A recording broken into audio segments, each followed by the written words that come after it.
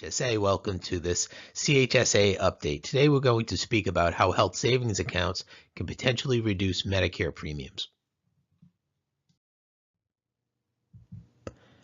At one time, Medicare premiums were not means tested. Everyone paid the same dollar amount regardless of income.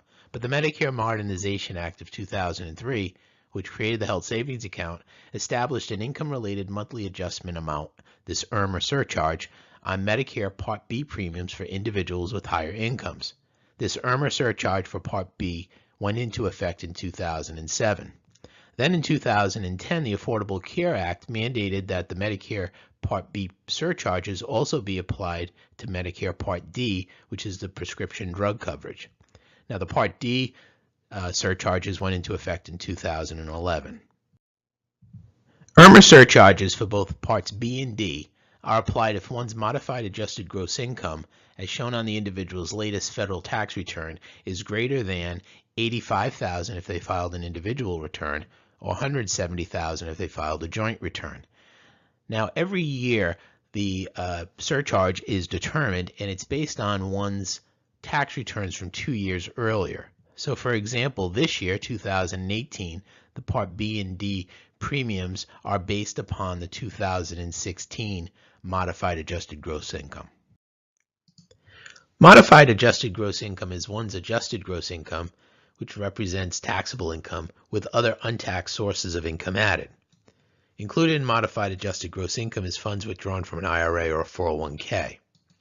So therefore, an individual who is withdrawing money from their IRA or 401k to cover medical expenses will find that the amount withdrawn will be added to his or her adjusted gross income to determine the modified adjusted gross income, which then is used by the federal government to determine whether IRMA surcharges will be applied to future Medicare Part B and D premiums.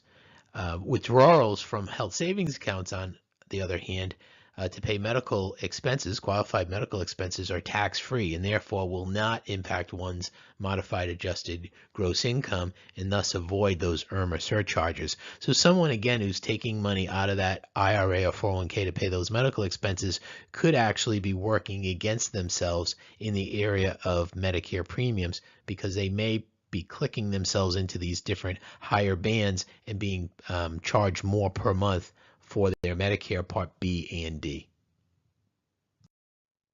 So here we see these Medicare Part B and Part D premiums along with the surcharges. And the first thing to note when it comes to these surcharges is that they're significant. There's really large increases as you move up this scale. So as you see here, listed for these bands is the amounts for those who are filing an individual return and those who are filing a joint return. And you see the base premium for Medicare Part B at $134, and then you look and you see a first surcharge. If you click into that first band, income band, you see that there's a 40% increase at $53.50 of a surcharge on $134 premium. And the same with Part D, where you look and you see a $13 surcharge representing a 38% increase above the $34 average base premium.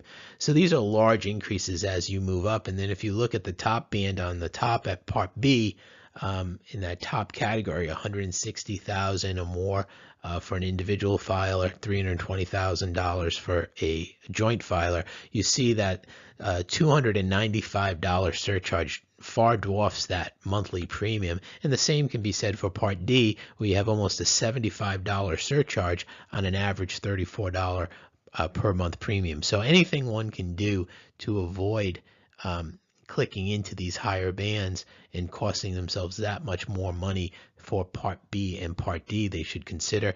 And as we've just talked about, that health savings account is a huge tool to be used to avoid those bands. Context of the longer term aspect of those numbers, we've just shown here a chart that shows the total cost for Medicare's Part B and D based on the premium plus those IRMA surcharges over a 20-year period. You'll notice on the bottom we're only using the category to identify the different categories using that individual amounts. However, the numbers are the same for someone filing family versus individual, where you see without a surcharge, $40,320 over that 20-year period, all the way up to $129,000 almost for the folks who are making more money. But even if you just look at that one category and you go from the first band that has the surcharge, you're paying $16,000 in additional costs over that 20-year period. So it really can have a significant impact on how much one is paying for Medicare Part B and D. That's why it's so important to keep in mind ways to possibly avoiding clicking into these different categories. And again, as we say, when you look at taking money out of an IRA or 401k versus the HSA, you see the possible significant impact in reducing those Medicare costs. As we know, the HSA is the most efficient tool when it comes to saving for healthcare and retirement, and the focus, rightfully so, is the triple tax-free nature of the HSA for qualified medical expenses, and with Medicare premiums, deductibles, and out-of-pocket expenses being all qualified medical expenses, it's certainly a huge advantage in saving money for retirement, paying those Medicare costs on a tax-free basis.